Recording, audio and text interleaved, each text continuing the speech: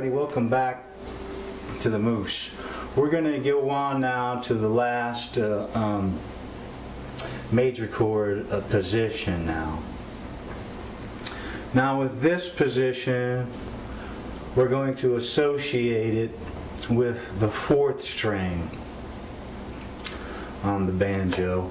So I'm going to call this formation or position the fourth string position.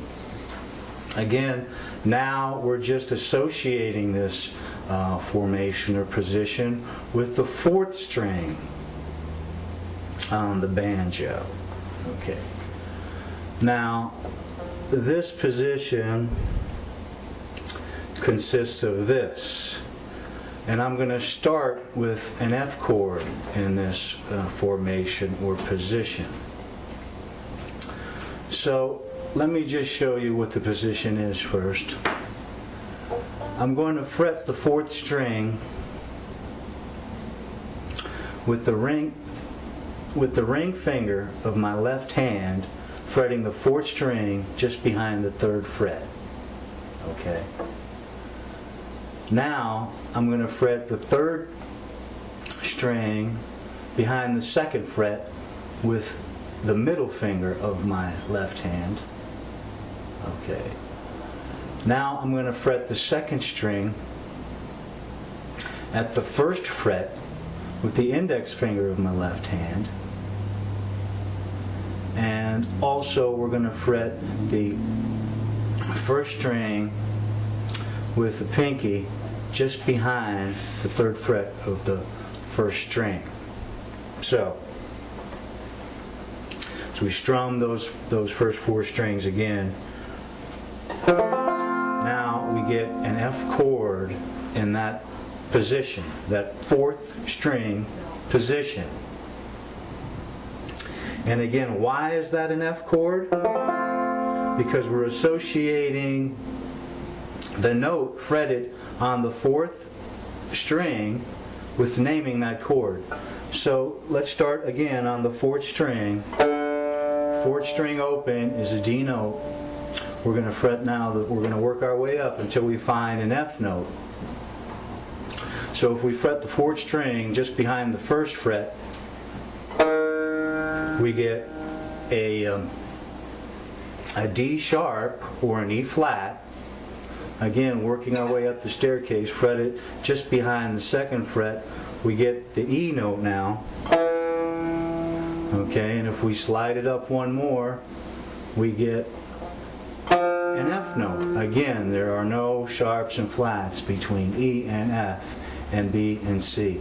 So again, you're associating this fourth string position with the fourth string of the banjo. Wherever that string is noted, that's what you're going to call this chord in this formation. So again, you can see how my fingers are placed on the fingerboard for this position. F chord. I'm a little bit out of tune, but I'm not even going to bother to tune it up right now for this explanation. Again, as we move this chord formation, slide all your fingers up one fret.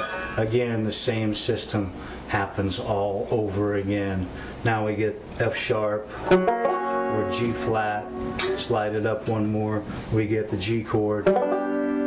Slide it up one more, we get G sharp or A flat.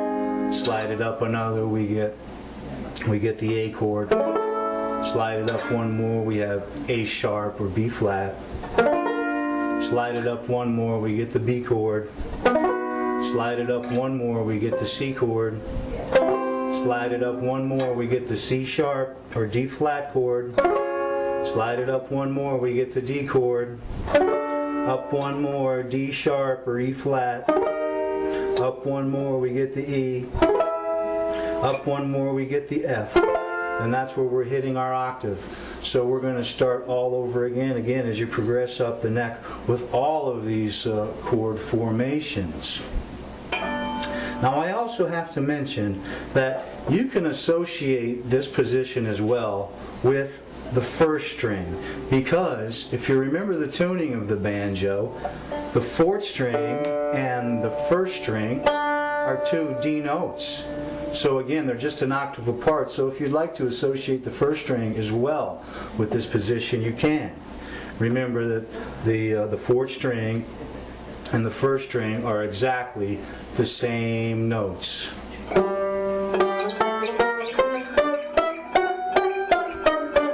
So again, you can associate that first string with this position as well. One more thing I want to mention. Again, as you work your way up the neck with the fourth string, any note that you fret up the neck with the fourth string, fretted anywhere, is also going to be the same note fretted on the first string of the same fret.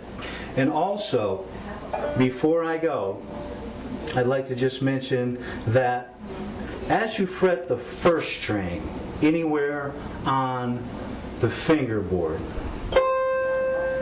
if you fret the fifth string at the same fret, you're going to get exactly the same note. So here is a D note, and if I fret the fifth string at that same fret, I get another D note. Again, because the fifth string is starting at the fifth fret. Okay, and if I fret the first string at the fifth fret, I'm getting the G note. And also if I hit the fifth string open, I'm getting the G note. And again, as we work up on the first string, G sharp or A flat, and I fret the fifth string at that same fret, I get the same note, a G sharp or an A flat. And that's important to know as well. So take your time with all of these formations, and we're going to keep moving right along here on musicmoose.org.